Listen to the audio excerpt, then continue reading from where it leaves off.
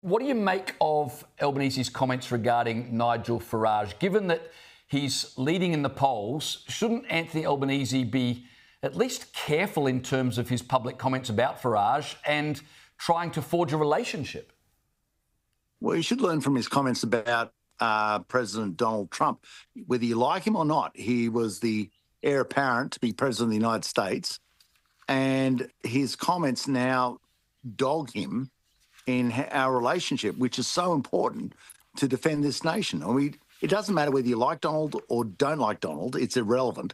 You do love Australia, and to defend Australia, we need the United States of America because we are so bereft of a capable defence force by reason of a myriad of people who haven't done their job. Anthony Albanese thought he had the upper hand. As Prime Minister, he's been crowned the most powerful Australian 2 years running. But then came Barnaby Joyce, and one of the most brutal political roasts we've seen in years. Joyce didn't just question Albanese's leadership, he dismantled it, piece by piece, in front of a national audience. And here's the kicker. Barnaby wasn't joking. He was dead serious, pointing to cracks in Albanese's leadership that could reshape Australia's future. So let me ask you, do you think Albanese can handle this kind of heat, or does he fold when the pressure's on? Drop your thoughts in the comments, because this roast goes deeper than just a punchline. It all started with Nigel Farage. Albanese had thrown out remarks about Farage that many considered reckless, comments that Barnaby Joyce says will come back to haunt him. Joyce didn't mince words. He accused Albanese of being careless with Australia's most important international relationships. He pointed to a past example, Albanese's shots at Donald Trump. At the time, Trump was the front-runner for the White House, and Barnaby's point was blunt. You don't insult someone who might soon lead the most powerful nation in the world. Whether you like Trump or not, Joyce argued, Australia needs the US for its defence and stability. And Albanese's words? They risked that relationship. But Barnaby didn't stop at Trump or Farage. He suggested Albanese had a habit of speaking without thinking, of letting ideology cloud diplomacy, and that's where things started heating up. And here's where it gets wild, because this wasn't just a warning. Barnaby was setting Albanese up for a bigger takedown. This wasn't the first time Albanese's mouth got him into trouble. Critics point to a pattern, a tendency to make remarks that sound good to his base but hurt him on the international stage. Think back to his earlier digs at Donald Trump. At the time, they might have played well at rallies, but once Trump rose back into power, those comments started looking less like clever jabs and more like strategic blunders. Barnaby's angle here was clever. He wasn't just roasting Albanese for one moment. He was reminding Australians of the risks that come with a Prime Minister who underestimates the long game. So, let me put it to you. Should politicians be held accountable for comments they made years ago, especially when those comments affect today's diplomacy? Drop your take in the comments. I'm curious if you think words should have a political shelf life, or if leaders should get a free pass once the moment passes. And just when you thought Barnaby might ease up, he took aim at something much bigger, power itself. Recently, Albanese was crowned the most powerful person in Australia by the Australian Financial Review. For the second year in a row, he topped the list.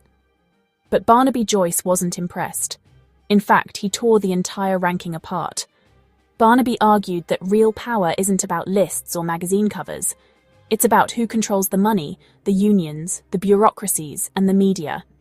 In his view, Albanese might sit in the top chair, but he's far from the only power broker in town. He even mocked the list outright, saying it looked like it was written by people who don't actually understand how politics works. According to Barnaby, the real powerful Australians were names like Lachlan Murdoch, Andrew Forrest, and the bureaucrats in Canberra who quietly steer national policy. The contrast here was brutal. Albanese had the title, but Barnaby was saying, titles don't mean power, influence does. And in that game, Albanese wasn't as dominant as the headlines suggested. But Barnaby wasn't finished.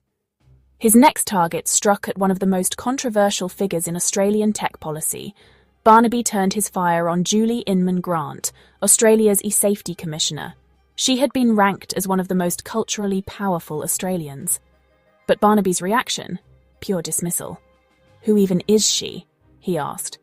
To him, her supposed influence was laughable compared to the unions, billionaires, and bureaucrats actually shaping the country. This wasn't just a dig at her. It was a swipe at the growing debate around government control of speech online. The e-Safety Commissioner has real authority over what Australians can and can't see on platforms like Facebook, YouTube, and TikTok. To some, that's protection. To Barnaby, it's censorship. He called her power a facade. She only has authority because it was given to her from above, he argued. And just as easily as it was granted, it could be taken away. This raised a bigger question. Should unelected officials have the power to dictate what you see online? What do you think? Should one person really decide what Aussies can watch, post, or share?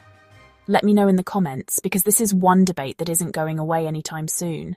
And as fiery as that was, Barnaby's next rant took the whole exchange to another level, straight into the heart of Australia's energy future. If you thought Barnaby's shots at Albanese and the Safety Commissioner were tough, wait until you hear what he said about renewable energy. He called the green energy movement one of the greatest swindles of our time. His words, a con job. Barnaby pointed to failed projects overseas, like a $2.2 billion solar plant in California that had to shut down after failing to deliver on its promises.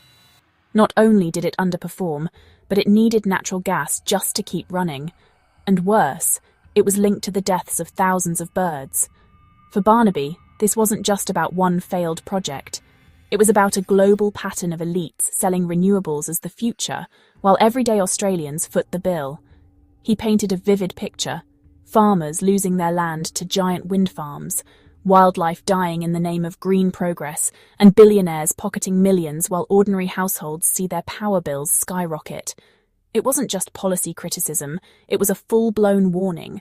A warning that Australians were being played for suckers in a game rigged by both domestic tycoons and international corporations.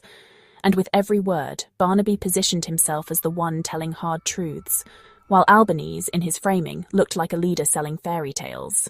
But if you've been paying attention, you'll notice something here. Barnaby's roasts aren't just about comedy. They're about strategy. Barnaby Joyce has a reputation. To some, he's blunt, rough around the edges, even unpredictable. But there's a reason his words stick. He doesn't just roast for laughs.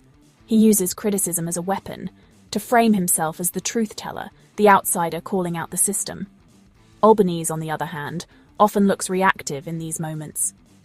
While Barnaby sets the terms of the debate, Albanese is left defending himself. And in politics, that's dangerous. The pattern is clear. Barnaby picks a target, exposes what he sees as hypocrisy, and dares his opponents to prove him wrong. And the more Albanese bristles at these attacks, the more he looks like a leader who can be rattled. And let's be real. If Barnaby Joyce can shake him this easily, what happens when he's face-to-face with world leaders who are far tougher? If you've made it this far into the video, let's do a quick check-in. Type truth bomb in the comments right now. I want to see how many of you are still here, riding through this political firestorm with us, because the final takeaway might be the most important part of all. At first glance, this might seem like just another Barnaby Joyce rant, but look closer. This roast wasn't random. It highlighted 3 things that should concern Australians right now. 1. Albanese's loose words on global leaders, which risk damaging critical alliances. 2. A hollow definition of power, where magazine titles don't match real influence. 3. Energy policies that hit wallets harder than they save the planet. Barnaby's roast matters because it wasn't just comedy. It was a warning. A warning that Albanese's leadership may not be as steady, as powerful, or as future-proof as the headlines suggest. And here's the thought I'll leave you with. If Barnaby Joyce, with nothing but a microphone and a sharp tongue, can expose this much weakness, what happens when world leaders like Donald Trump, Nigel Farage, or Xi Jinping are the ones across the table? If you found this breakdown eye-opening, hit that subscribe button. Because the next time politicians think they can spin us, we'll be right here cutting through the noise. And don't forget to drop a comment. Do you think Albanese is strong enough to handle these political battles, or is Barnaby right to call him out? Either way, one thing's clear. In the world of politics, sometimes the harshest roasts reveal the coldest truths.